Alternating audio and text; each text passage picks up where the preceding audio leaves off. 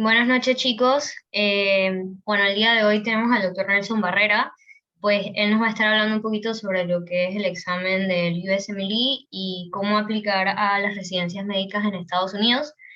Sus preguntas las pueden dejar en el chat o supongo que al final, como él prefiera, la verdad.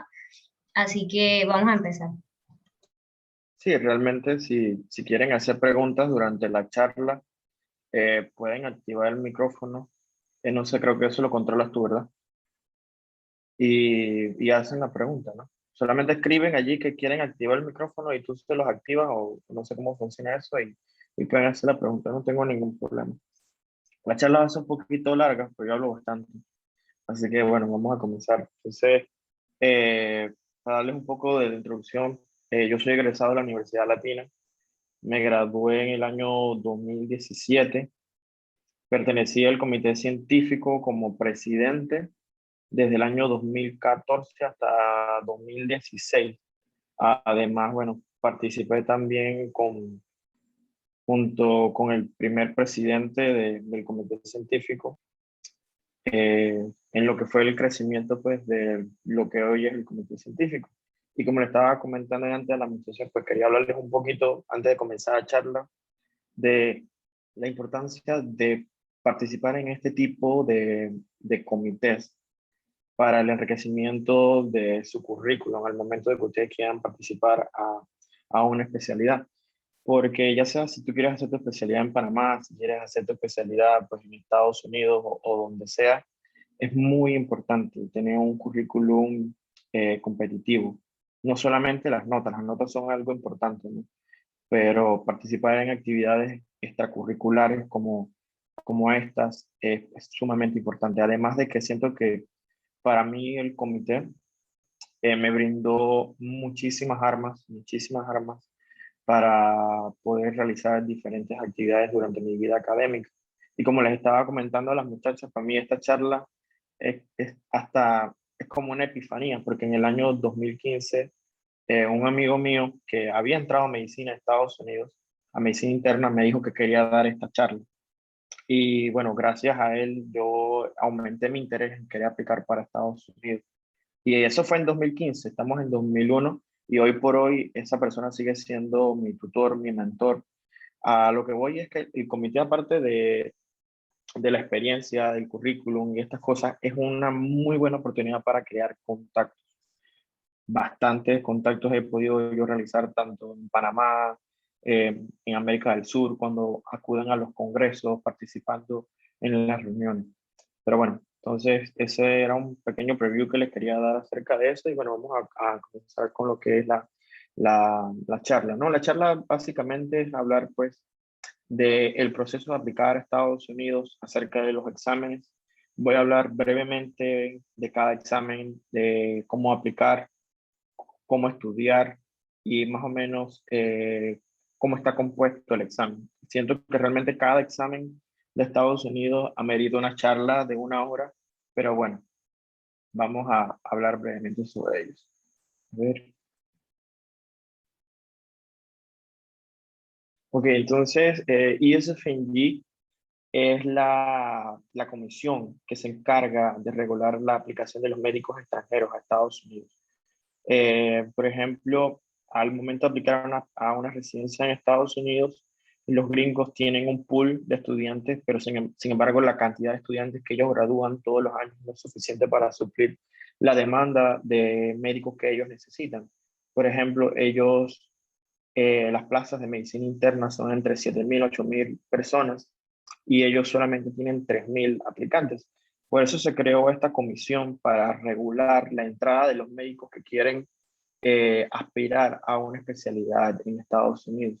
Entonces, eh, ESFNG básicamente pues es este ente regulador, es como, ¿qué les digo? Como el Consejo Técnico de Panamá. Saben que cada vez que un médico de afuera quiere venir a hacer una especialidad a Panamá o hacer tipo de entrenamiento, la mayoría de las veces tiene que pasar a través del Consejo Técnico. Bueno, ESFNG es básicamente el Consejo Técnico de Estados Unidos. Entonces, el primero de los pasos pues, es registrarse a ESFNG, El costo es de $135 y cualquiera persona puede aplicar, siempre y cuando esté enlistado en una universidad de medicina que esté inscrita en ISFNG. Eso es muy importante. Por lo menos, afortunadamente, nuestra universidad está inscrita en el, en el libreto de todas las universidades que pueden aplicar a Estados Unidos. Conozco casos de personas que han aplicado a Estados Unidos y sus universidades no estaban dentro de esa libreta y tuvieron que ellos personalmente afiliar a su universidad a ISFNG. Entonces, tú puedes aplicar, puedes inscribirte como estudiante, no es necesario tener un diploma. Muchas personas en esta universidad han hecho los steps y lo han hecho desde que son estudiantes. Entonces, básicamente, lo que deberíamos enviar al inicio sería una prueba de que estás en una universidad de medicina, o sea, sería el equivalente de enviar tus créditos traducidos. Si eres médico, envías pues tu diploma con tus créditos y es diferente, ¿verdad? Entonces, una parte muy importante es que la universidad tiene que participar en este proceso de aplicación, que para nosotros fue un poco tedioso. Ahora, pues, por la pandemia, como nadie está en la universidad estaba cerrada, ellos tienen que aprobar nuestros papeles. Cada vez que tú aplicas para un examen, cada vez que tú envías un documento a través de correo a USFNG, la universidad tiene que aprobar eso. Y bueno, también USFNG dentro de su portal tiene otras subdivisiones, ¿no? Que son Oasis, que es más que nada para lo que es la aplicación para los steps en sí. USFNG va a crear tu expediente eh, con tus créditos, tus diplomas y todas esas cosas, pero Oasis y Iowa son los que se van a encargar entonces de ayudarte a ti con el registro de los exámenes. ¿Okay? Entonces, los steps, creo que ya todos saben, pues son los exámenes necesarios para aplicar a una especialidad en Estados Unidos.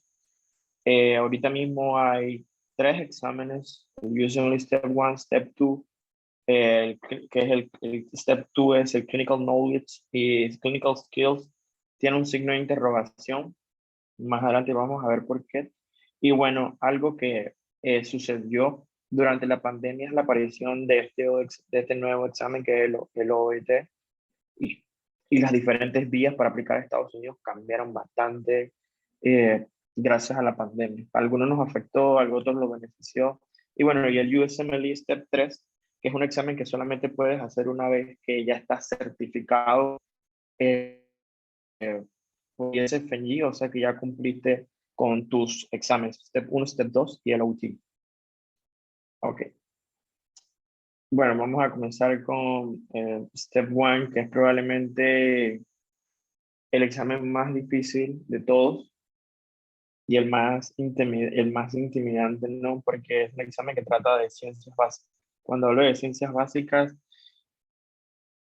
va desde, va desde biología, bioquímica, fisiopatología, patología, todo ese tipo de cosas. Entonces, la mayoría de las personas, por lo menos los IMGs, cuando hablo de IMGs son International Medical Graduates, son personas como yo que me gradué en una universidad fuera de Estados Unidos. La vía que nosotros regularmente hacemos es que comenzamos a estudiar para los STEPS cuando estamos a punto de graduarnos o cuando ya nos hemos graduado o cuando terminamos el internado. Entonces, obviamente, han pasado 3, 4 años luego de que tú diste bioquímica y lo que recuerdas ya no es tanto.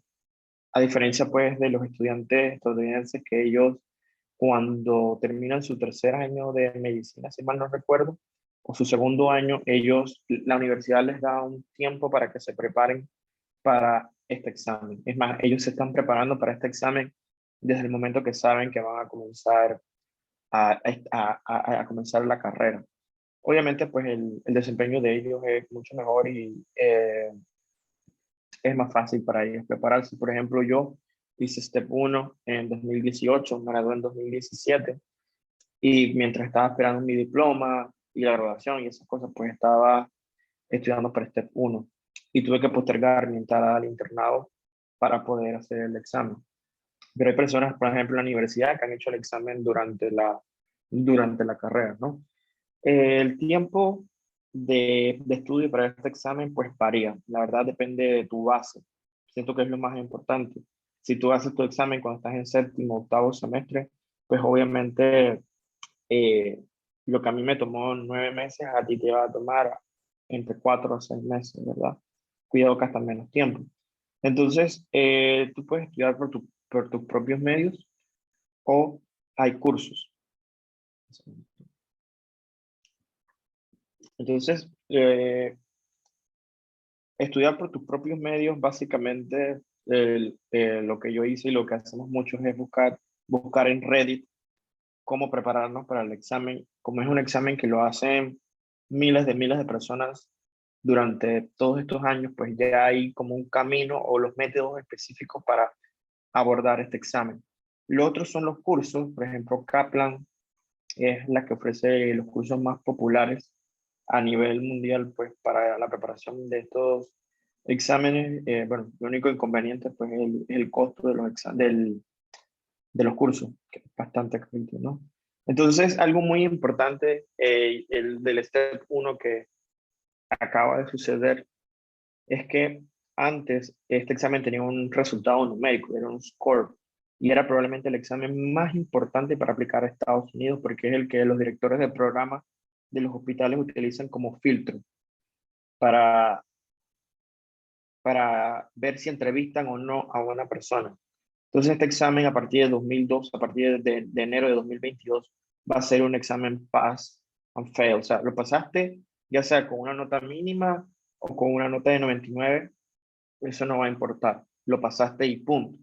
Entonces, muchas personas se comienzan a preguntar, principalmente los IMGs, ¿cómo nos va a repercutir eso a nosotros? ¿Cómo va a afectarnos? Pues a este momento no sabemos, pues habría que esperar que comience el match de 2023 para ver cómo los directores de programas van a comenzar entonces a crear nuevas estrategias para evaluar a las personas que van a tomar este examen, a que van a entrevistar, ¿verdad? Pero antes básicamente esto era lo que ellos utilizaban como un filtro para poder entrevistar a las personas, ¿no? Entonces el presupuesto para el examen depende. Por ejemplo, el examen cuesta $975 y el costo aproximado de comprar todo el material, cursos y estas cosas es entre 2.500 a $3.500. Si vas a tomar un curso con una academia, pues te puede costar mucho más.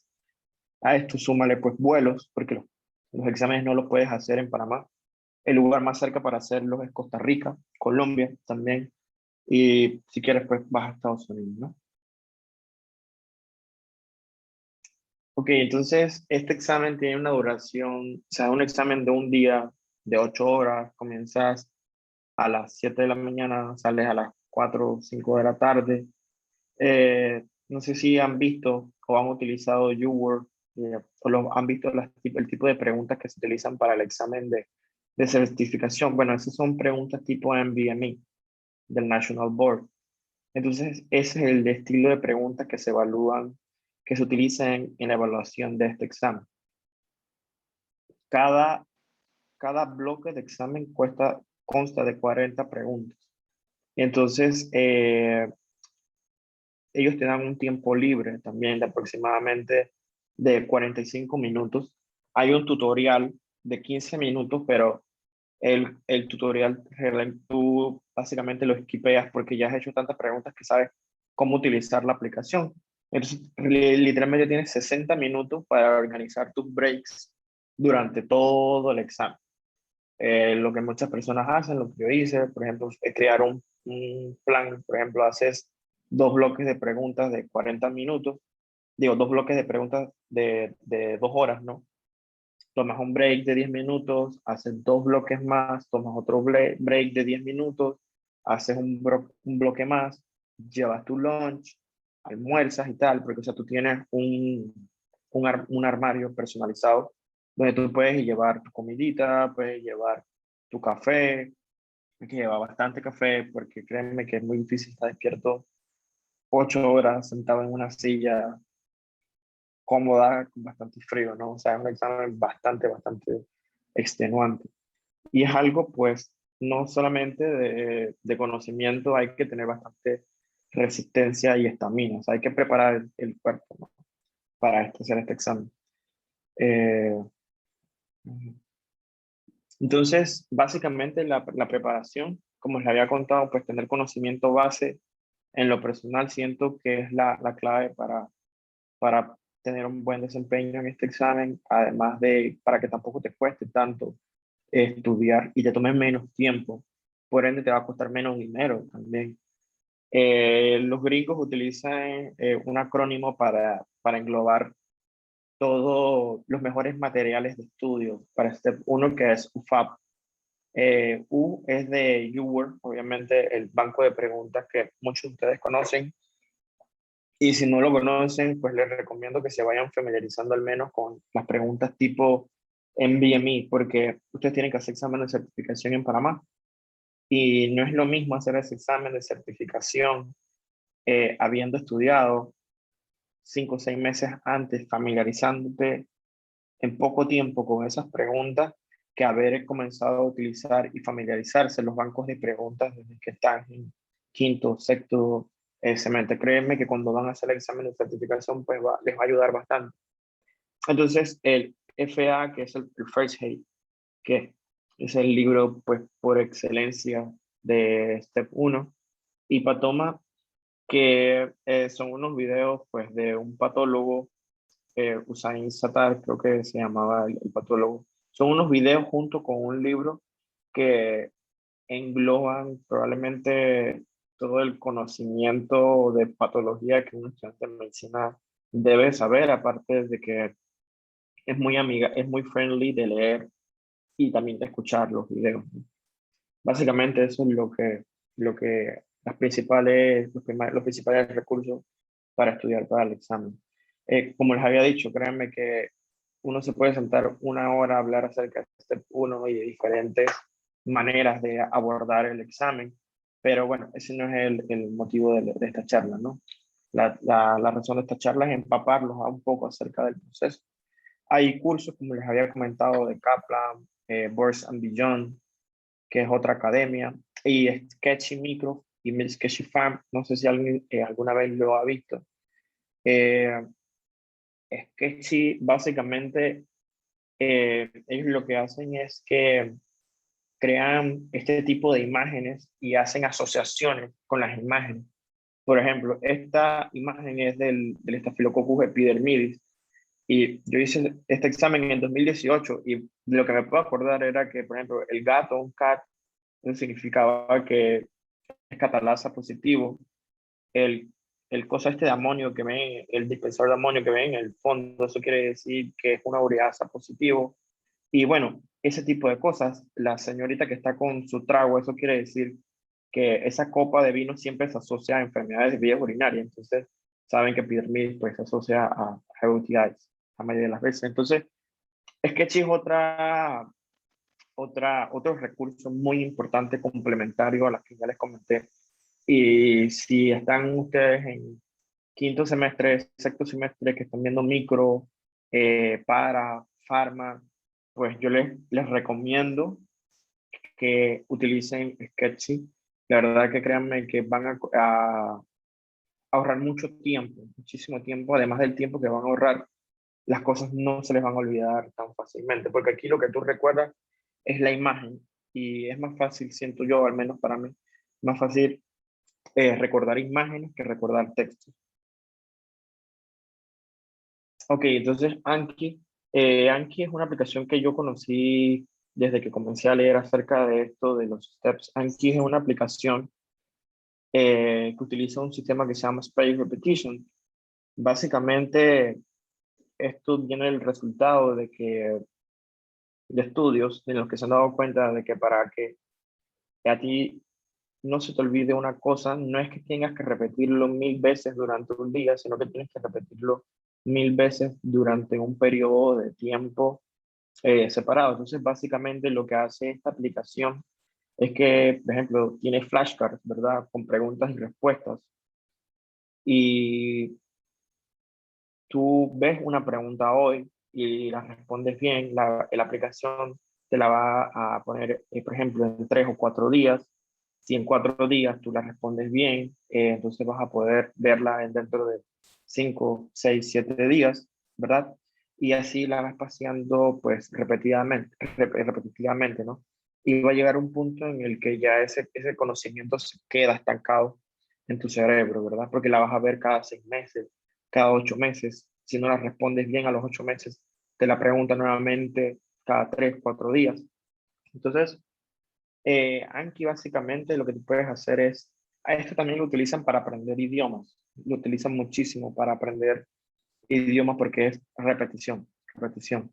Entonces, hay decks ya creados para Step 1, para Step 2, para Step 3, pero tú puedes crear tus propias preguntas y tus propias respuestas para que tú te sientas más familiarizado pues con el material que estás estudiando. Y bueno, básicamente así se ve un Step 1 de un estudiante promedio luego de haber estudiado, ¿no? Entonces, hay maneras de evaluar tu progreso durante tu estudio, que es con los MBMEs. Los MBMEs básicamente son 160 preguntas similares, pues realmente con el mismo formato del Step 1. La única diferencia es que este examen, pues al final de el resultado que te va a dar es un resultado que va a estar cerca a tu nota real en el STEP. Entonces, básicamente la única manera que tenemos para medir nuestro rendimiento o qué tan cerca estamos de nuestra meta en que queremos alcanzar en STEP es a través de estos exámenes. Entonces, eh, hay muchas recomendaciones acerca de esto. Si leen en los foros de prepararse para Step 1, muchas personas dicen, haz un MBME para saber dónde estás, para saber cuál es tu conocimiento. Pero eso depende ya de cada uno. Si, por ejemplo, tú estudiaste durante toda tu carrera para Step 1 y cuando te gradúas quieres saber qué tanto sabes y cuánto te falta para llegar allá, yo te diré, ok, hazlo.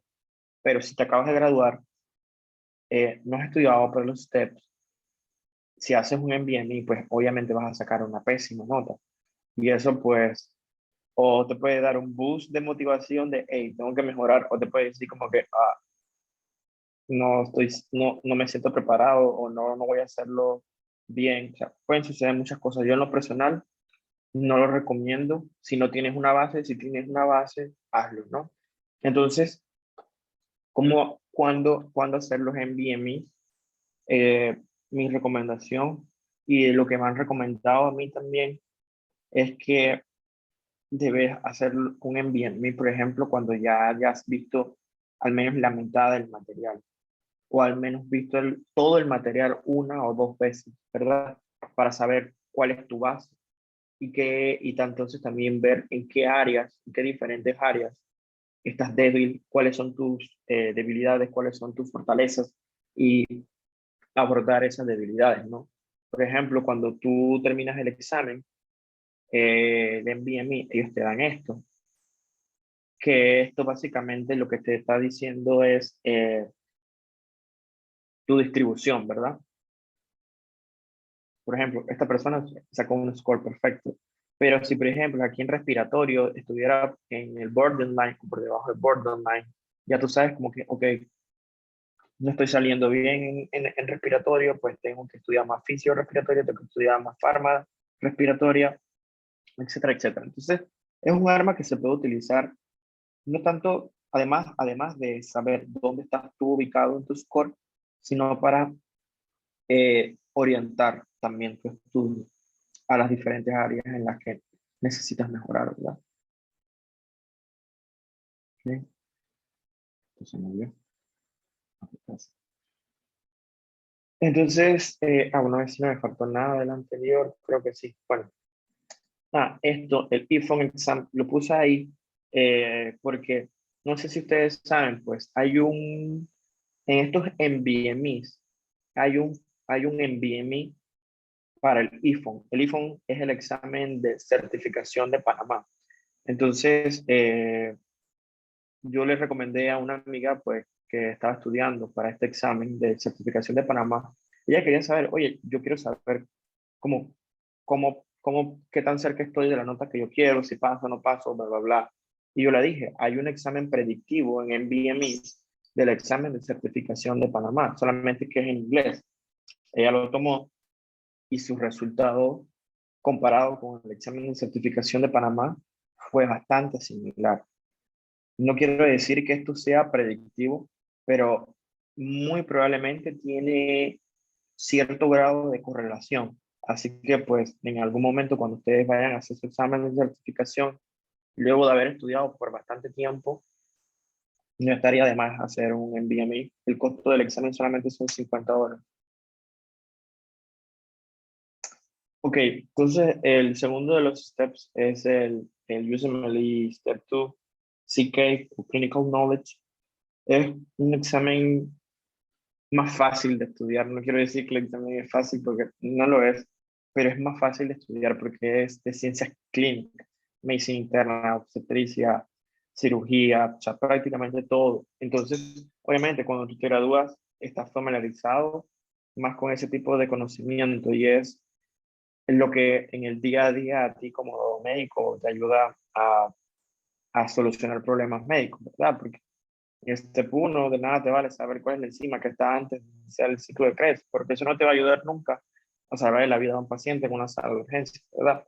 Entonces, lastimosamente, cuando tú te gradúas ese tipo de conocimiento, tu cerebro lo saca. Entonces, este examen es un examen de un día también, es una hora más larga que Step 2, que Step 1.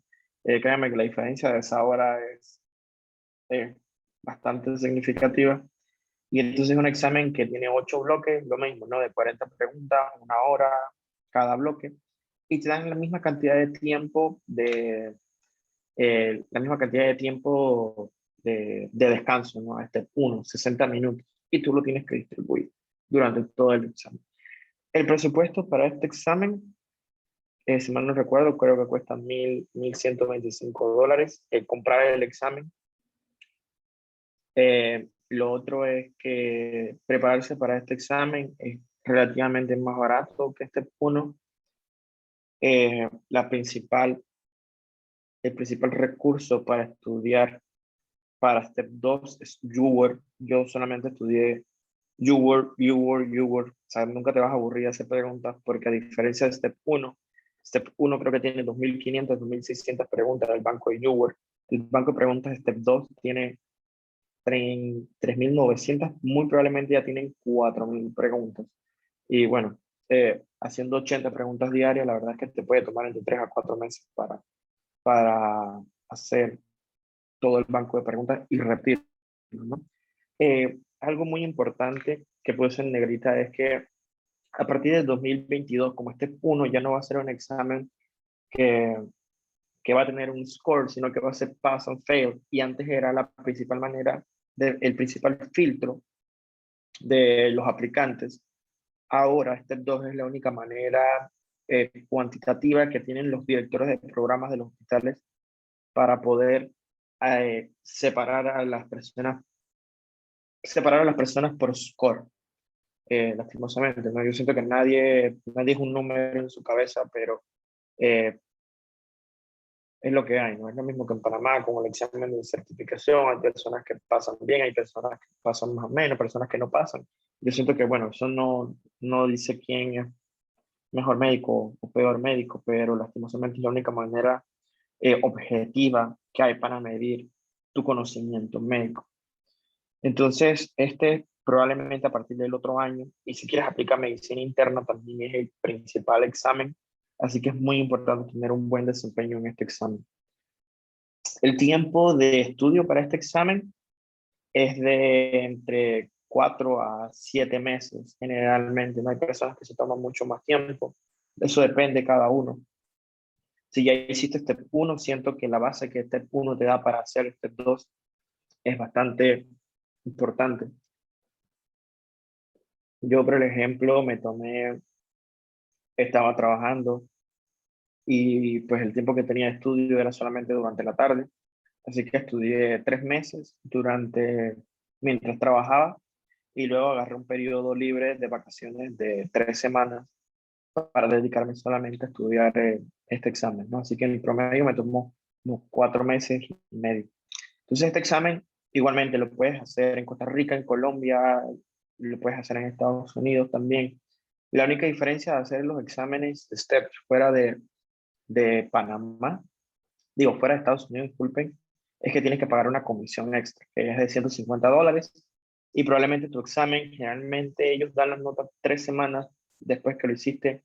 Si lo hiciste en el extranjero, puede tomar una semana más, como mucho, ¿no? Entonces, a Divine Intervention Podcast, este es un radiólogo de John Hopkins que hace podcast. Entonces, él hace podcast Step 1, hace podcast Step 2, Step 3, hace podcast de absolutamente todo. Entonces, eh, Step 2 sí que es un examen que en este último año ha cambiado mucho. Y él particularmente ha dado de muchos de sus podcasts es para tratar los temas nuevos que están saliendo en Step 2. Por ejemplo, ellos hablan, uno de los temas nuevos que está creciendo es el tema de los militares. Sabes que los militares en Estados Unidos pues tienen muchos problemas de estrés postraumático, tienen también traumas craneoencefálicos, eso los deja con secuelas, bla, bla, bla. Entonces esos son temas nuevos que están saliendo en el examen que yo en mi Step 2 que hice este año vi que YouWord no los aborda tanto en mucha profundidad, pero que en estos podcasts, gracias a él, puedes sacar un par de esas preguntas buenas. Lo recomiendo en general para todos. Si en algún momento tienen problemas con cualquier tema de medicina, créeme que pueden buscar sus podcasts. Está en Spotify, está en YouTube, lo puedes descargar. Él da tutorías personalizadas también, prepara para los Step 1, pues Step 2.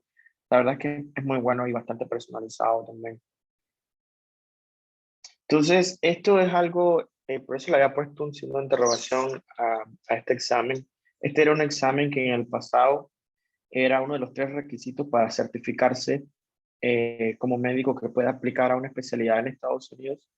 Eh, Gracias a la pandemia, diría que fue eliminado porque lastimosamente este examen era el examen que más estrés pone en los hombros de los extranjeros, porque es un examen simulado en el que médicos simulan ser pacientes, o simulaban ser pacientes, es algo del pasado, simulaban ser pacientes, y pues tú tienes que abordarlos, obviamente en inglés, comunicarte, hacer un diagnóstico, un examen, hacer una historia clínica, un examen físico, hacer un diagnóstico, escribir todo, y además de eso, pues tienes que hacer órdenes, ¿no? Yo honestamente no sé mucho de este examen porque no lo tuve que hacer, afortunadamente. Pero al inicio, cuando comenzó la pandemia, pues por el tema de la interacción y estas cosas se eliminó y se crearon alternativas para la certificación de los médicos extranjeros y también de los médicos gringos.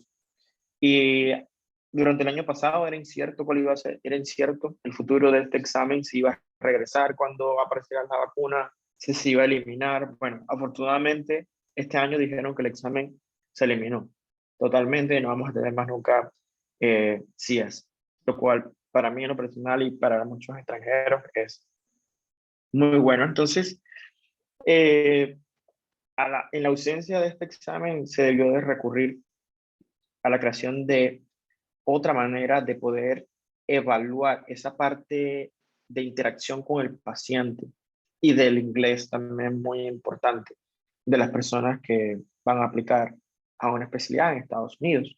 Entonces surgió este examen que es el OET y se crearon los pathways también que vamos a hablar brevemente luego de esta diapositiva. El OET básicamente es un examen como el TOEFL, o sea, está compuesto por las mismas partes que el TOEFL: writing, speaking, listening, reading, pero es un examen, es un TOEFL médico, ¿verdad? Entonces, este es básicamente como el 50% de lo que era el CIES antes. Es un examen de 4 horas, cada parte dura 1 hora, Es un examen que en lo personal siento que no se debe subestimar. Lo digo porque no he tenido, no conozco a nadie que lo haya fallado, pero cuando tú buscas en Reddit, buscas en los foros acerca de este examen, montones y montones y montones de personas han fallado este examen. Entonces, hasta personas, hasta personas nativas en inglés fallan este examen. Y es porque no se trata de saber o no hablar inglés, es entender el examen y jugar con el examen, ¿verdad?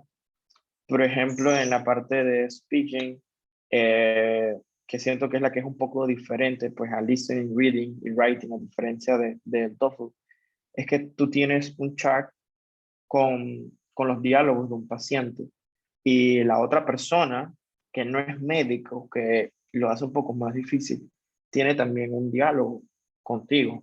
Y por ejemplo, tu diálogo inicial puede ser, o sea, no es una conversación ya escrita, es improvisar. Tu diálogo puede decir, por ejemplo, pregúntale al paciente por qué le duele la rodilla o por qué ha venido a verte hoy.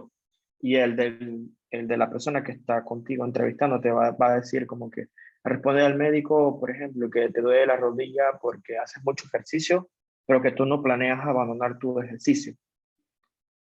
Y entonces, y así pues, así va funcionando, ¿no? O sea, es interacción paciente. Yo siento que la mejor recomendación para esto es ser empático, ser natural, como si estuvieras viendo realmente un paciente en la vida real, pero poniendo un toque extra de empatía. Eso es algo crucial porque al inicio cuando yo practicaba creía que era como un diálogo solamente, pero realmente no es así.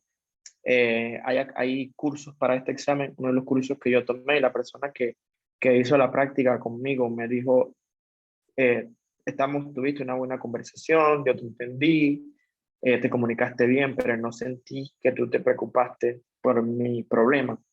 Y cuando tú ves la evaluación de la parte de speaking, prácticamente el 50% de la evaluación de speaking está relacionado con la empatía. Así que esto es muy importante. No lo puse, creo que se me pasó. Lo que yo utilicé para estudiar para este examen es E2 Language. Es un curso online. También puedes, creo que lo puse en el siguiente slide. Ok, aquí sí lo puse, sí. Están los videos de OUT de la misma academia en YouTube, son gratis. Hay PDFs también que tú puedes descargar en la página para estudiar, son buenísimos también. Y está el curso de E2 Language, que es un curso de $90 por 6 meses, pero realmente tú puedes verte todos los videos y hacer las prácticas en 3 4 días, ¿verdad? Muy importante practicar, practicar y como les había dicho, pues no subestimar este examen, aun si tu nivel de inglés es muy alto, es mejor no jugárselo. El problema con los steps es que si tú fallas un step, es cargar prácticamente una cruz, porque la mayoría de los programas no entrevistan a personas que hayan fallado un step. Aún así, aunque en tu segunda vuelta hayas sacado 99. Lo cool de este examen es que si fallas, eso no va a aparecer registrado en tu expediente de ISFG, porque es algo ajeno a ISFG. Esta empresa OT, si mal no recuerdo, es australiana. Ok, entonces los pathways. Entonces, gracias a la pandemia, debo decir gracias porque no tuve que hacer CIES, pero gracias a la pandemia, ISFG tuvo que reescribir prácticamente, reinventar todo el proceso de aplicación. La pandemia comenzó en febrero, creo que golpeó lo más fuerte a Nueva York, y el proceso de aplicación abre en junio. Entonces, tuvieron muy poco tiempo para hacer todos estos cambios. Pero lo que hicieron fue los pathways. Como el CS no se podía hacer, entonces había que buscar una manera de homologar el CS, de evaluar esa interacción médico-paciente eh, del aplicante, la verdad. Entonces, el Pathway 1, que es el pathway que yo utilicé y el que muchas personas utilizamos, es, por ejemplo, haber tenido ya tu Step 1, Step 2, haber pasado tu OT, que este es el 50%, y el Pathway 1 es que tú tengas una licencia de libre ejercicio en tu país. Eso se traduce en Panamá, haber realizado tus 2 años de internado. Entonces, para mí fue fácil, ya yo había terminado mi segundo año de internado, tenía mi idoneidad, y tú, bueno, el consejo técnico envía una constancia a los gringos, a ISFNG, disculpen, a ISFNG, diciendo de que tú eres un médico idóneo para trabajar sin supervisión en tu país. Y además de eso, deben de agregar otro papel que diga que tu licencia nunca ha sido expuesta a alguna acción disciplinaria. Por ejemplo, de que haya estado involucrado en un caso de malpraxis y tú estuviste en un juzgado, o que te hayan quitado tu licencia por X, Y razón. Entonces, esas dos cosas. Afortunadamente yo tenía las dos y pude enviar eso, y con eso ya me pude certificar con mi OT y mi Pathway 1 aprobado. Entonces, los Pathway 2, 3, 4 y 5, más que nada son para escuelas en las cuales su entrenamiento tengan exámenes similares a lo que era el Clinical Skills antes, o sea, exámenes simulados, lo cual no es el caso de Panamá.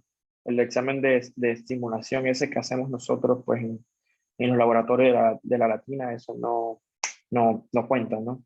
Entonces, el otro pathway que es el más utilizado también, porque el 2, 3, 4 y 5 son pathways para específicas universidades de específicos países. Entonces, no vale la pena pues, ahondar en esto, ¿no? El otro pathway que está es el 6, que es, por ejemplo, para alguien que se graduó en Panamá, no hizo su internado, eh, igualmente quiere certificarse con ISFNG.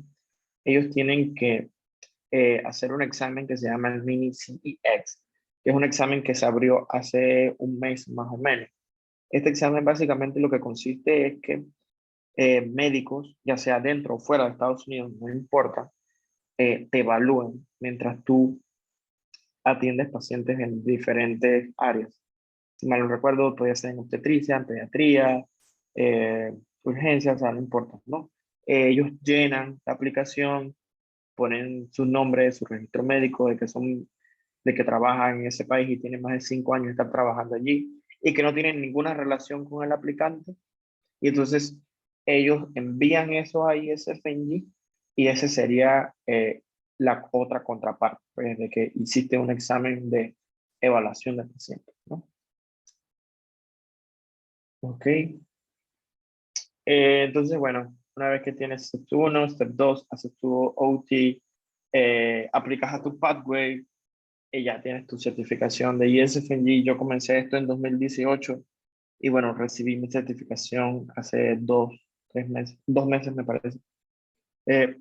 Un proceso largo, bastante, cansa bastante, pero al final de todo, pues el tener ese papel en tu mano es muy gratificante. ¿Qué puedes hacer con este papel? Bueno, lo único que puedes hacer realmente, aparte de marcarlo y ponerlo en tu casa, es aplicar a una residencia para Estados Unidos. Es lo único que, la única validez que te da este papel. Te hace idóneo para aplicar a una residencia en Estados Unidos.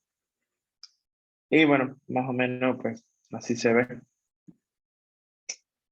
Bueno, esa es la primera parte de la charla. Déjenme salir para compartirles. ¿Alguien tiene alguna pregunta acerca de esta charla? Pues la otra charla es acerca de cómo conseguir rotaciones en Estados Unidos. Si alguien tiene alguna pregunta, eh, este es el momento.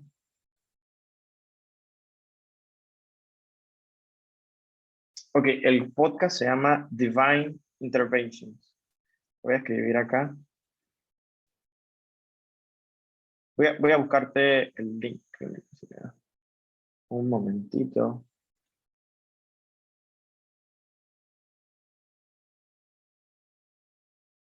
Aquí está el link. Él puedes buscar en Spotify también.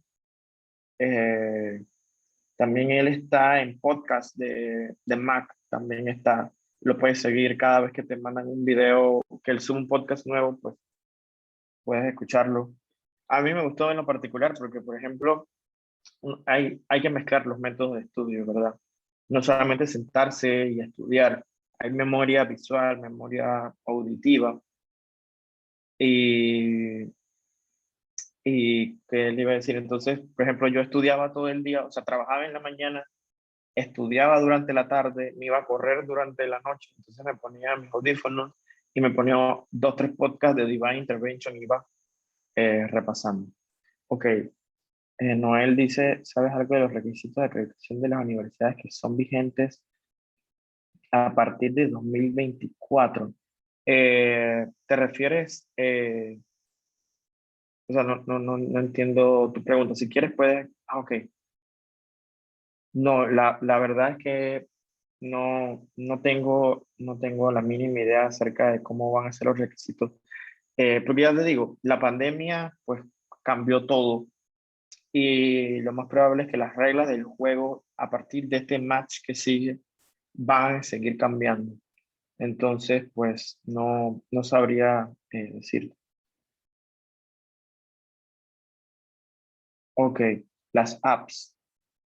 Ya, un momentito. O sea, la app que yo estudiaba, que utilizo todavía para estudiar, se llama Anki Droid. La puedes buscar. Si tienes Samsung o Huawei, pues es gratis. Si tienes eh, iPhone, ahí la coloqué en el chat.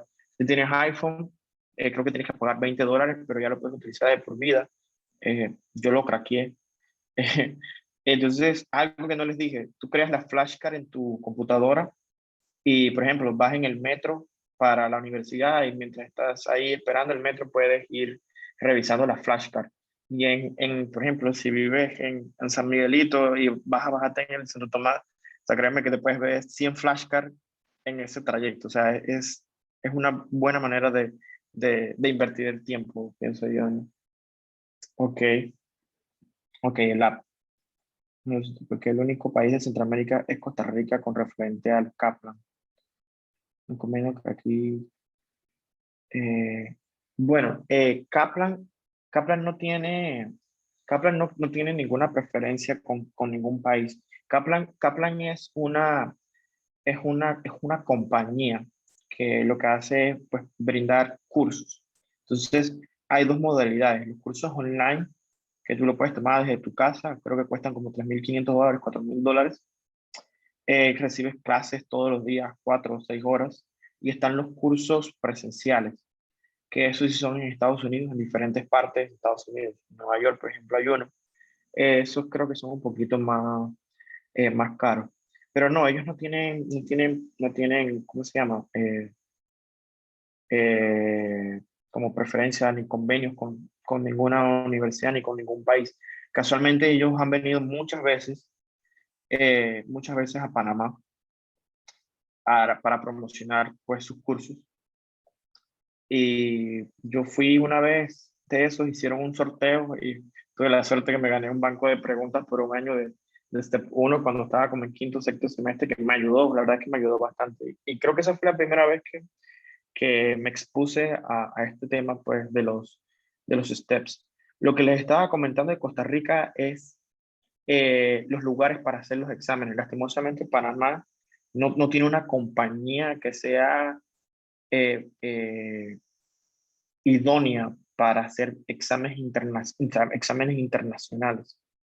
Todo generalmente lo hacen, creo que el TOEFL lo hacen en la Universidad Nacional y esas cosas. Pues cuando alguien crea aquí una compañía en Panamá que USFNG la acepte, pues en ese momento vamos a poder hacer eh, exámenes aquí.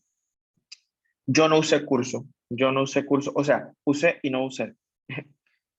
Porque lo que pasa es que los cursos de Kaplan están grabados y muchas personas los tienen. Yo los tenía, ya no los tengo. Entonces me ahorré ese dinero y los utilicé casi como por 4 o 5 meses, pero son muy extensos.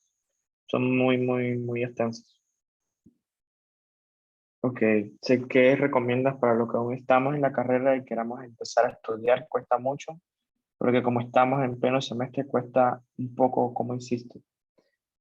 Bueno, yo comencé a estudiar como estaba como en quinto, sexto semestre, pero de una manera muy pasiva. Lo único que tenía era un banco de preguntas. Pero tengo un amigo que estudió durante la carrera y si mal no recuerdo, él hizo su Step uno cuando estaba en séptimo semestre y le fue de maravilla. Él hizo su STEP durante las vacaciones, sus vacaciones de sexto, séptimo semestre, pero él estudió durante toda la carrera. Lo que yo les recomiendo, por ejemplo, mi recomendación sería, si estás estudiando farma, estás dando farma este semestre, ok, estudia para sacar buenas notas, obviamente, pero estudia también para ti, utilizando recursos de STEPS, tipo Kaplan, Sketchy Micro, Sketchy Pharma, o hasta el banco de preguntas, si puedes comprarlo. Cuesta, claro que sí cuesta, tanto dinero como sacrificio, pero si tú quieres aplicar a Estados Unidos, pues empezar temprano siento que es la clave, ¿no? Vamos a leer estas dos preguntas y vamos a ir con la otra charla. Si vale la pena utilizar Anki, pues es, es buenísimo. Anki, yo utilizo Anki desde que estaba en quinto semestre y recuerdo que cuando estaba en Prope hacía flashcards de Prope y cuando estaba en el internado revisaba preguntas que había hecho hace 3, 4 años, ¿no? Y aún me acordaba. Ya no, ahorita mismo no lo estoy utilizando pues porque ya terminé prácticamente todo, pero cuando comience la residencia, créeme que lo volveré a utilizar. Pagar el curso de Kaplan, utilizar o no curso, yo siento que eso depende de cada persona. Si puedes pagarlo y sientes que no tienes una buena base, te recomendaría tomarlo, porque la verdad es que el curso te da una buena base, te da una muy buena base. Pero tú también puedes crear una muy buena base por tus propios medios. ¿Te va a costar? Sí, te va a costar mucho más. Pero es algo pues bastante, siento yo que personal. Yo no pude en ese momento porque la verdad es que era demasiado caro para mí. Pero si hubiera tenido el dinero para hacerlo en ese momento, creo que me lo hubiera ahorrado. Porque te digo, los videos están en internet. Es cuestión de buscarlos, ¿no? Entonces, bueno, vamos a comenzar con la otra parte de la charla. Ya llevamos casi eh, 45 minutos de esto. Quisiera extenderme más. Eh, esta charla es bastante rápida, ¿no?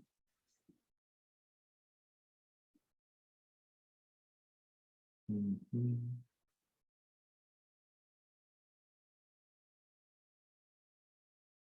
Ok, Andrea, ¿me confirma si ven? Sí, correcto, ya se ve. Ok, está bien. Bueno, entonces, esta otra parte de la charla es acerca de cómo conseguir o cómo aplicar para rotaciones en Estados Unidos. Eh, Antes de que comencemos la charla, quisiera darles una recomendación. Si ustedes quieren aplicar a Estados Unidos, traten de hacer rotaciones desde ya. Es un poquito caro, un poco difícil organizar con la universidad, pero en lo personal es lo mejor. Uno, porque expones al sistema, entiendes, vas comenzando a crear cómo funciona el sistema. Lo otro es de que te gusta el sistema, la calidad del primer mundo, pues obviamente la primera vez que yo me expuse me deslumbró y te motiva a perseguir ese sueño de hacer una especialidad en un buen hospital. Lo otro es de que vas creando un currículum competitivo. Por ejemplo, no es lo mismo una persona que durante toda su carrera nunca se expuso a eso, a rotaciones en Estados Unidos, a alguien que sí lo hizo y a un director de programa al momento de leer ese currículum va a decir, esta persona siempre estuvo interesada en aplicar aquí, porque desde que estaba en séptimo, noveno semestre, estaba veniendo a hacer rotaciones aquí. La universidad tiene convenios con un hospital de Miami. No recuerdo en este momento, deberían de preguntarle con la gente de la universidad, pero sí tengo amigos que fueron a hacer rotaciones de externado más que nada en el exterior. puedes hacerlo también en rotaciones, por ejemplo, medicina interna y estas cosas, puedes hacerlo también en Estados Unidos o en Francia o en Chile, donde tú quieras. Lo más importante es que hables con tu preceptor, con el catedrático, y que él te acepte esa evaluación. ¿Ok? Porque de nada vale que te vayas a rotar allá y a la hora tengas que venir a hacer otra rotación acá. Y por ejemplo, tienes que rotar un mes. Yo creo que ahí nosotros rotábamos un mes en medicina interna, creo. No, la verdad es que no recuerdo. Puedes ir a hacer ese mes en un hospital en Estados Unidos y cuando vienes con una evaluación y ya, esa va a ser tu evaluación, ¿no? Entonces, eh, la razón por la cual pongo esto aquí de la Universidad de Miami, después de que quiero hacer publicidad, no me están pagando, eh, es porque en lo personal pienso que es el mejor programa al que un médico latino puede aplicar y como estudiante también, y después les van a ver por qué. Entonces, el William Harrington Program es un programa para latinoamericanos y para el Caribe específicamente, que creó la Universidad de Miami y el Jackson Memorial Hospital.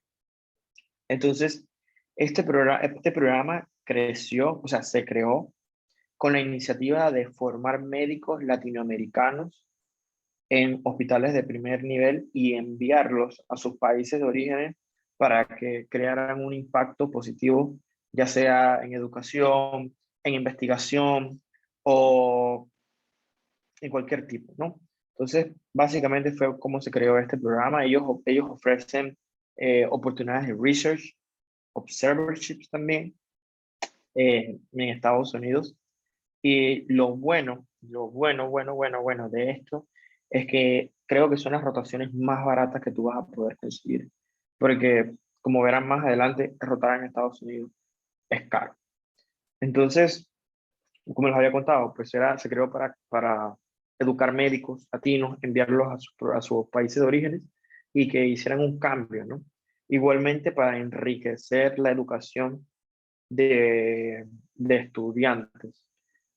Si alguien está interesado, en verdad, como estudiante, aún pueden aplicar a este programa, ¿no?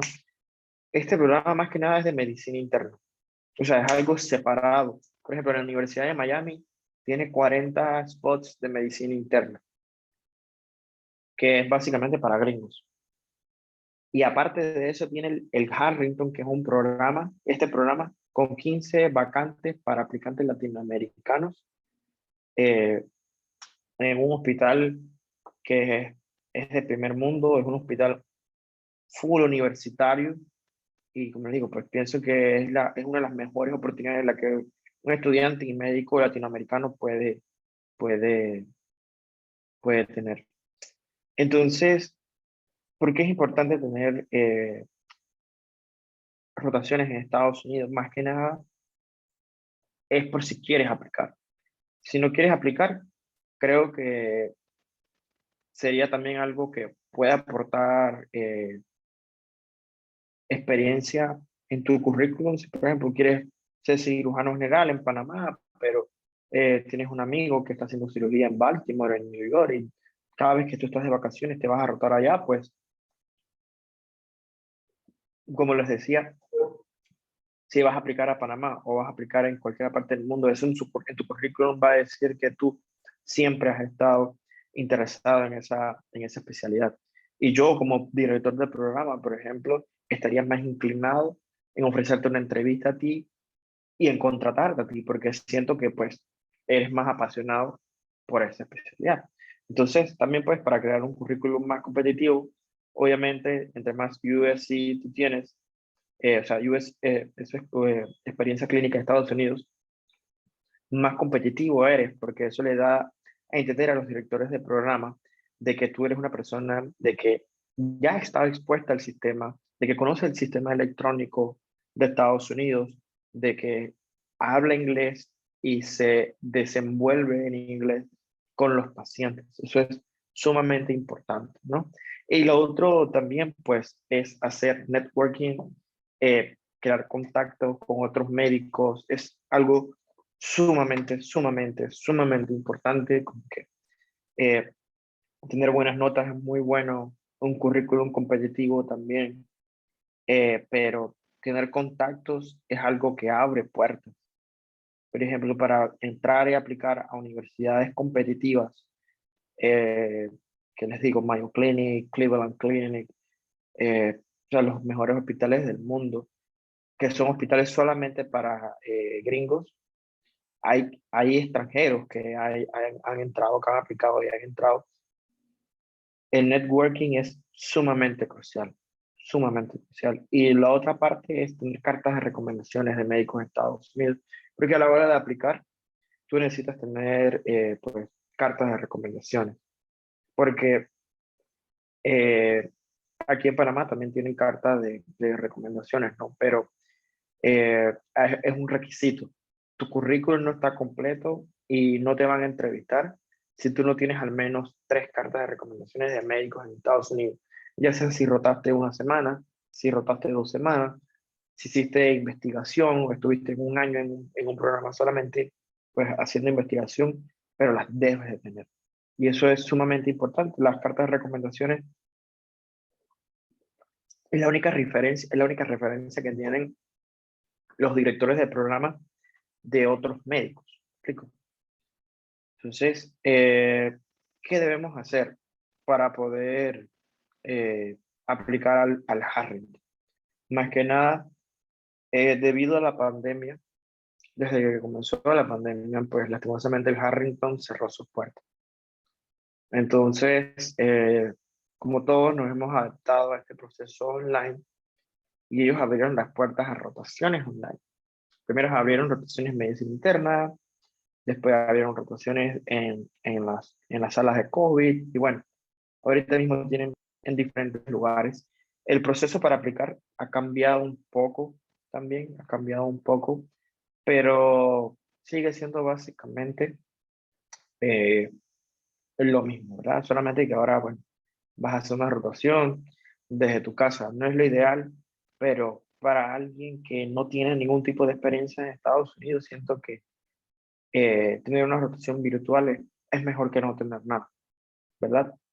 Entonces, básicamente lo que hay que hacer es, pues, buscar la página del William Harrington Program, que al final se los voy a dar, enviarle un correo a la directora del programa, no tengan pena, todo el mundo le envía correos a ella todo el tiempo, y al correo del Harrington.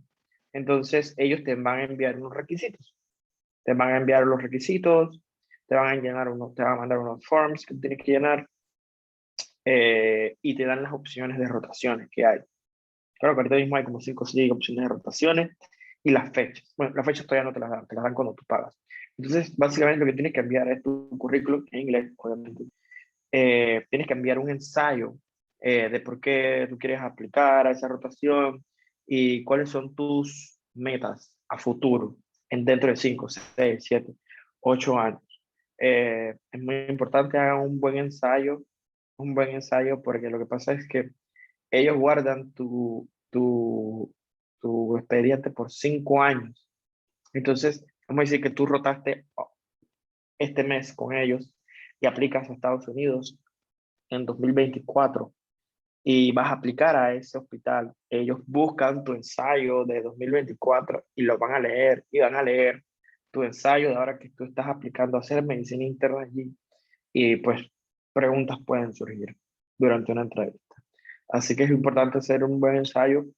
Eh, Hay que hacer un curso de IPA en online. Básicamente, IPA es, pues, son las reglas que rigen la confidencialidad dentro de los hospitales, pues ciertas normas, las cuales tú, por ejemplo, no puedes hablar en los pasillos acerca de los pacientes. O sea, básicamente confidencialidad. Es un curso bastante sencillo, que la misma universidad te lo pruebe y te dan un certificado al final. Llenar los formularios de la aplicación, mandar una foto tamaño carnet. Lo otro es haber pasado TOEFL.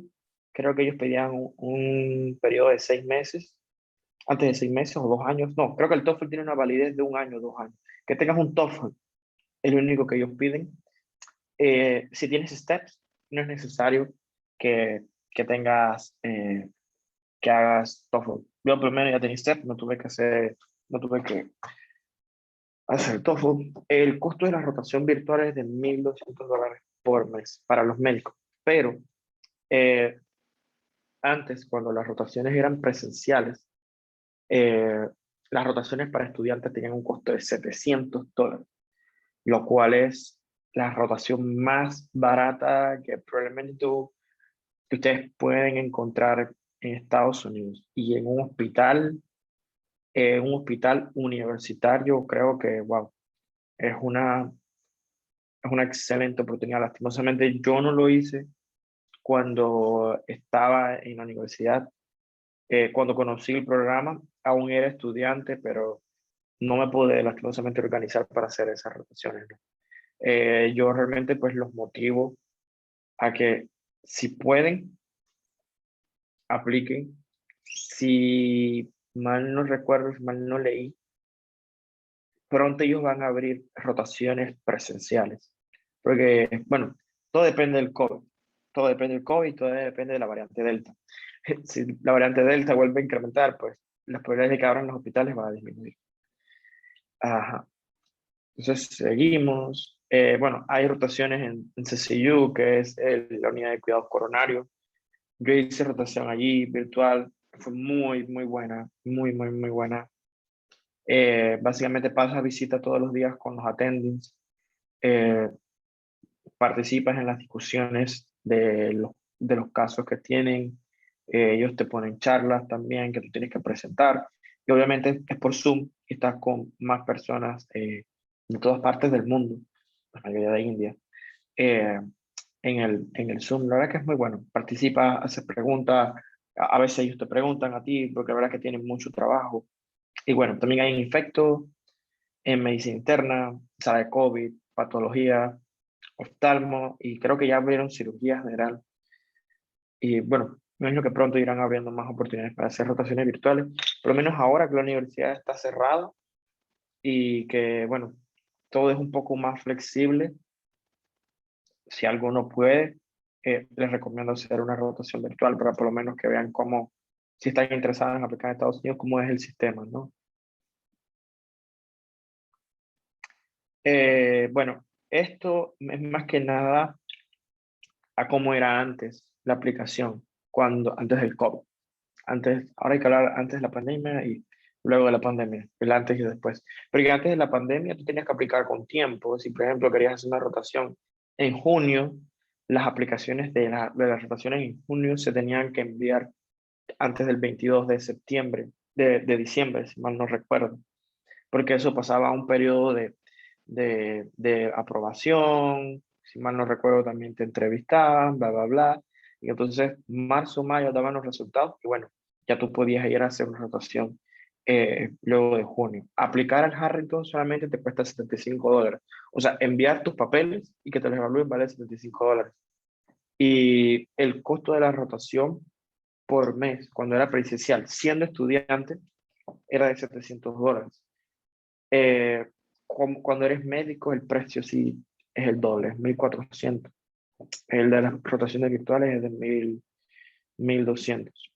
Entonces, en ese tiempo, los requisitos básicamente eran los mismos, solamente que, bueno, tenías que tener eh, visa, necesitabas un seguro médico, igualmente tenías que tener TOEFL y tenías que tener una entrevista pues en inglés con un voluntario del programa en tu país. Básicamente en todos los países de Latinoamérica tienen un voluntario de este programa. En Panamá es el doctor Enrique Mendoza. Entonces, pues tienes una entrevista con él. No sé cómo es la entrevista, pero yo nunca me entrevisté con él. Tengo amigos que se lo hicieron. Y bueno, también tienes que llevar una carta. En mi caso, fueron dos cartas de recomendaciones. Yo utilicé una carta de recomendación de mi jefa inmediata en la policlínica donde trabajo, y la otra carta de recomendación era de un médico de Estados Unidos. Y bueno, eso, tu currículum y los créditos de la universidad también, obviamente traducidos, y tu diploma si eres médico. Ah, lo otro también, pues, el ensayo, que ya les había comentado. Bueno, ahí están las fechas para cuando algún día abran. Entonces, antes Este eran todas las especialidades a las cuales podías aplicar siendo estudiante. La ventaja de aplicar como estudiante es que puedes hacer observerships en, en un montón de especialidades. Ya cuando eres médico, pues hay solamente, hay restricciones. No sé si ven aquí el asterisco, dice pues que solamente se aceptan estudiantes. Por ejemplo, miren, orthopedic hand surgery, pues solamente aceptaban estudiantes, ¿no? Así que bueno, yo espero que realmente este programa abra pronto porque es una muy buena oportunidad para poder conseguir experiencia en Estados Unidos. Que la siguiente, tómale foto a este es el correo de la directora del programa, Olivia Cata. Ahora ellos tienen otro correo que se los voy a mandar al grupo para que lo escriban. O simplemente buscan William Harrington Program, Universidad de Miami, y ahí les va a salir cómo aplicar. La verdad que es bastante. El proceso de aplicación, lo difícil es cumplir los requisitos. Toma un poquito de tiempo si no tienes TOEFL, porque tienes que buscar fecha de TOEFL y estas cosas. Entonces, hay compañías, o sea, hay muchas maneras de conseguir rotaciones en Estados Unidos. Lo ideal, lo ideal es conocer a alguien allá que tenga contacto en un hospital que te pueda meter. Esa es la mejor manera, porque la rotación va a ser gratis, lo más probable. Aparte que vas a estar rotando pues, con alguien que conoces, que probablemente tienes un poco más de confianza. Por ejemplo, si tu primo lejano es internista en Brooklyn, eh, pues muy probablemente puedes ir a hacer rotaciones con él, ¿no? Y rotaciones hands-on, o sea, tocar pacientes. La diferencia de los observership versus las hand-on rotation es que en los observership, como en Miami, tú no puedes tocar pacientes. Entonces, todo es ver, básicamente es ver. Y muchos hospitales no toman los observerships como experiencia clínica verdadera en Estados Unidos. A diferencia, pues, de algunos otros hospitales, porque para poder tú tocar pacientes necesitas tener un seguro, ¿verdad? Y básicamente ese es el impedimento, ¿no?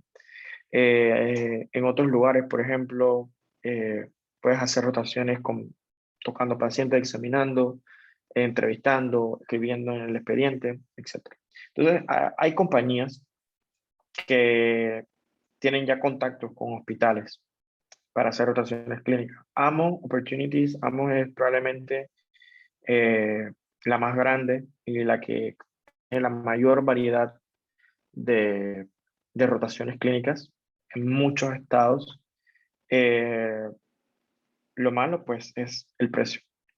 El precio de las rotaciones, la más barata te puede estar saliendo entre 2.500 hasta 4.500 dólares el mes.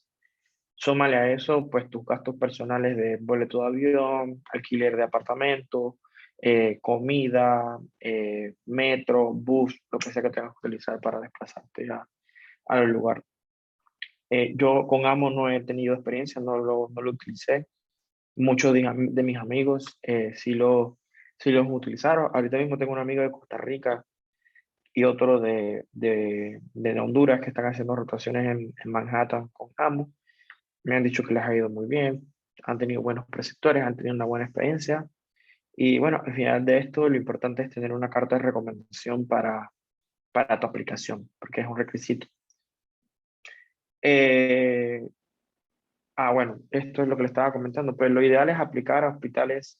Cuando quieres buscar una experiencia en Estados Unidos, lo ideal es aplicar a hospitales universitarios.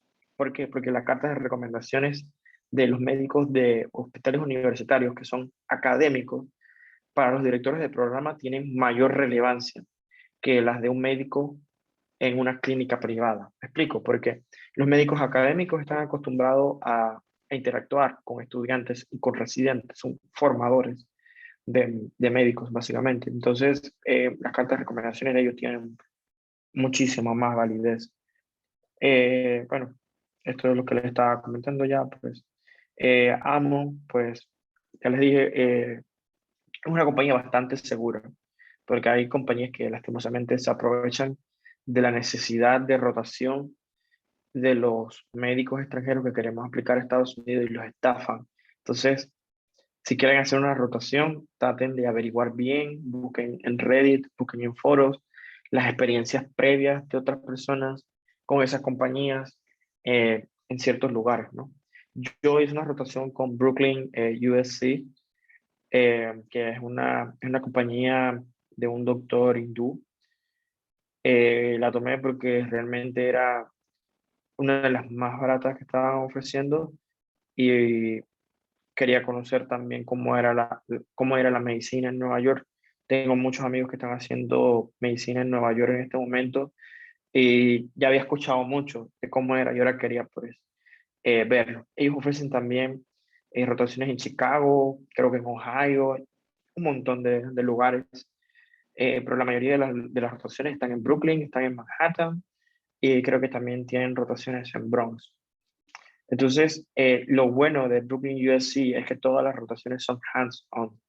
Entonces, haber realizado una rotación hands-on quiere decir, como les había dicho, pues que tú entrevistaste pacientes, hiciste examen físico, escribiste en el expediente, o sea, que realmente tienes una verdadera experiencia eh, eh, clínica en Estados Unidos, ¿no?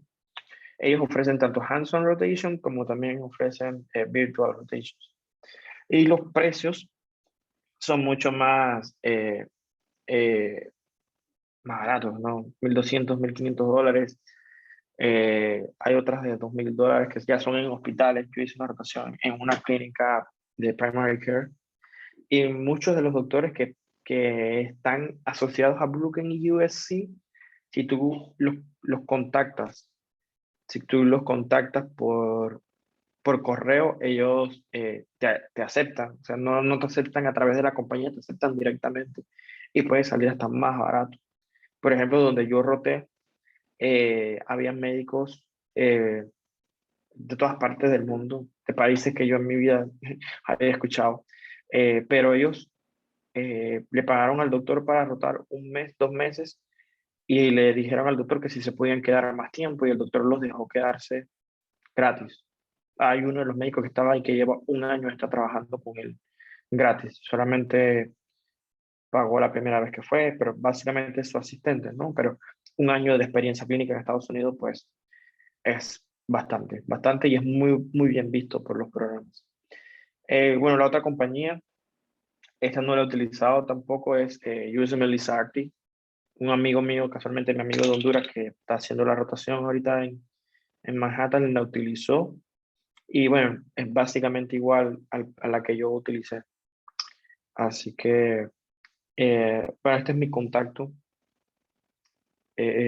Si alguien en algún momento está interesado en prepararse para los steps o tiene alguna duda o cualquier cosa, pues sientan libres de mandarme un correo, de escribirme por WhatsApp o por Instagram. Eh, tener tutores es muy importante para no cometer errores, tener alguien que te guíe a través de este largo proceso eh, es muy bueno porque te ahorras el tiempo, ¿verdad? De estar creando tu propio plan o de empaparte de información a que una sola persona pues te enseña, ¿no? Yo afortunadamente pues varios de mis amigos ya están haciendo la residencia, eh, me han ayudado, me siguen ayudando. Casualmente antes a uno le mandé mi ensayo de aplicación a medicina interna y nos mantenemos en contacto, ¿no? Y también es importante para hacer eh, contactos. Así que si en algún momento alguien se interesa y necesite ayuda, una guía, eh, estamos a la orden y que sepan pues que en la Latina hay muchas personas que han aplicado a Estados Unidos, que lo han logrado en diferentes especialidades. La mayoría ahorita mismo estamos en medicina interna. Hay un doctor que está haciendo cardiología en Bronx, que va a hacer intervencionismo con estructural. Tenemos un colega también que está haciendo infectología en UCLA, en California. dos colegas que están en Manhattan haciendo medicina interna. En fin, hay personas que se lo han propuesto y lo han logrado. Así que bueno, ese sería el final de la charla. ¿Alguien tiene alguna otra pregunta? Sí, yo tenía una consulta. ¿Cómo pedir cómo sería, o sea, cómo podríamos hacer para pedir una buena carta de recomendación? O sea, ¿qué necesitamos que Eh, la carta diga? ok, esa es una excelente pregunta. Entonces, debía haber puesto un slide de qué hacer durante una rotación. Entonces, básicamente lo que tú tienes que hacer en una rotación, porque créeme que en una rotación tú no vas a estar solo. Si vas a Miami, vas a rotar con gente de Dominicana, de Ecuador, de Brasil, vas a rotar con gente de todos lados. Entonces, las cartas de recomendaciones, eh, aunque no lo creas, son bastante personalizadas. A pesar de que, porque los doctores tienen como ayudantes, pues, que son a veces los directores del programa del Harrington, que son los que realmente a veces escriben las cartas de recomendaciones o que van guardando toda la información acerca de ti. Entonces, lo que hay que hacer básicamente en una rotación es destacar, ¿verdad? Pero destacar sin ser pedante, ¿verdad? O sea, destacar sanamente es lo más importante. Eso es sumamente importante, tener buena comunicación con los médicos, con los otros doctores, con los otros estudiantes, con los pacientes, que todos sepan que tú eres una persona que se comunica y que las personas les gusta estar rodeado de ellos, porque no creas, eso lo ponen en las cartas de recomendación, porque leí un montón de cartas de recomendaciones y ese es un aspecto muy importante que ellos escriben en las cartas de recomendación.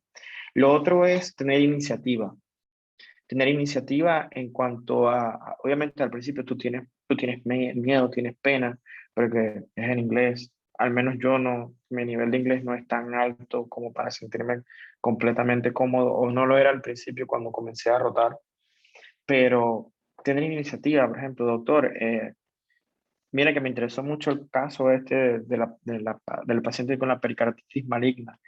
¿Usted cree que yo pueda presentar ese caso mañana durante las rondas? Y que, claro, lo sabes, tú lo practicas, estas cosas, ese tipo de iniciativas.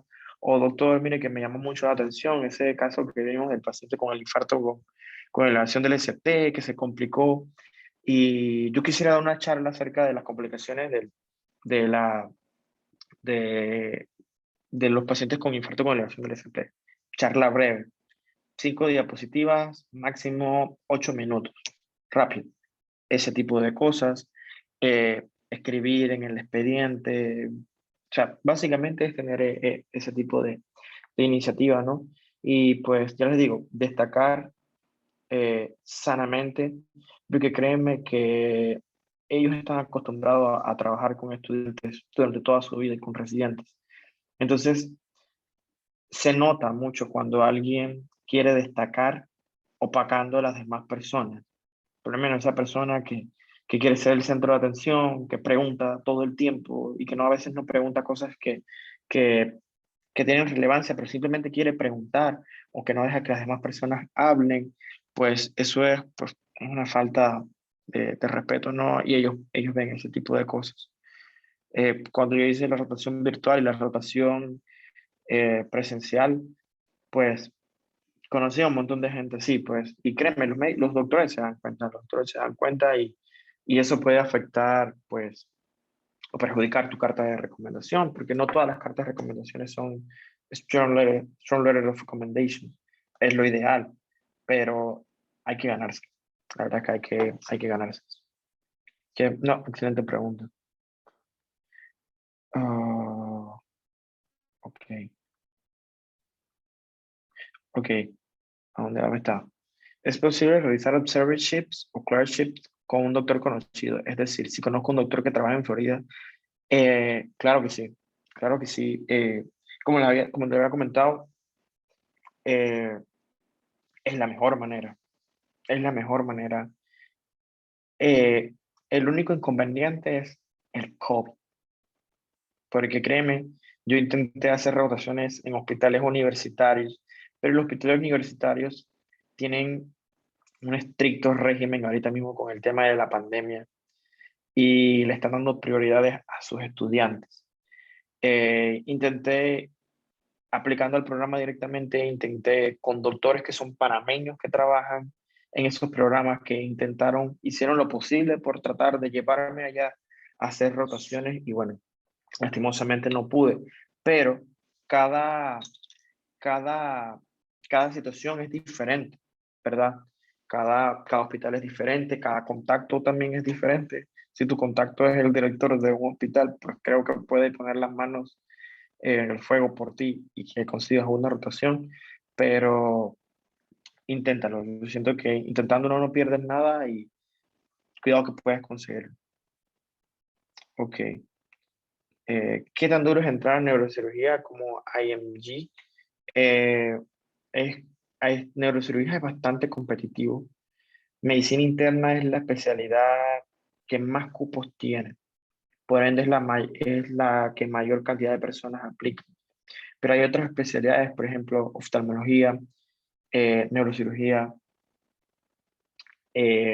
ortopedia, las que más dinero dan, eh, que son muy competitivas porque son menos plazas que hay de residencias y entonces los gringos las quieren. Obviamente tú tienes que competir contra los gringos y tienes que ser mejor que los gringos. Entonces, más que nada ahí lo importante es hacer research. Hacer research. Ahorita mismo creo que hay un médico panameño de la Latina que está haciendo research en Estados Unidos en neuro, está aplicando también, pero generalmente las personas hacen research por 1 o 2 años para poder aplicar la neurocirugía. Y en ese tiempo, hacer contactos. Lo ideal es hacer investigación en un programa que tenga plazas de residencia de neurocirugía para que los neurocirujanos ahí te conozcan, tengan buenas referencias de ti y te consideren al momento de ofrecerte una plaza de residencia en neurocirugía. Es un trayecto largo, la verdad es que aplicar a especialidades competitivas es mucho más difícil que medicina interna, más no es imposible. Hay historias de un montón de médicos latinos de otros lados del mundo que han logrado, disculpe, que han logrado entrar a excelentes hospitales en neurocirugía, en ortopedia, en oftalmología. Hay una doctora de la Latina que hizo oftalmología en Nueva York y después hizo retina, creo que fue en Cornell, creo que ya debe ser especialista, ¿no? Y oftalmología es bastante competitivo y te puedes hacer un fellowship en Cornell, es mucho más competitivo. Así que no es imposible, es cuestión pues de interés, de organizarse y de aplicar el que busca encuentra.